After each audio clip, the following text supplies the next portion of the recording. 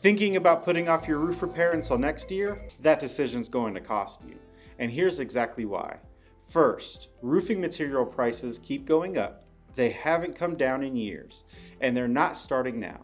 Every month you wait, the same job costs more. Second, that small leak you're ignoring isn't staying small. Right now, it's quietly soaking your insulation, rotting your decking, and what's a repair today becomes a major renovation tomorrow.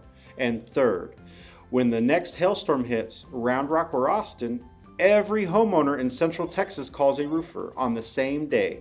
Prices spike, crews book out for weeks, and you're stuck waiting with a damaged roof in the rain. Your roof is never going to be cheaper to fix than it is right now.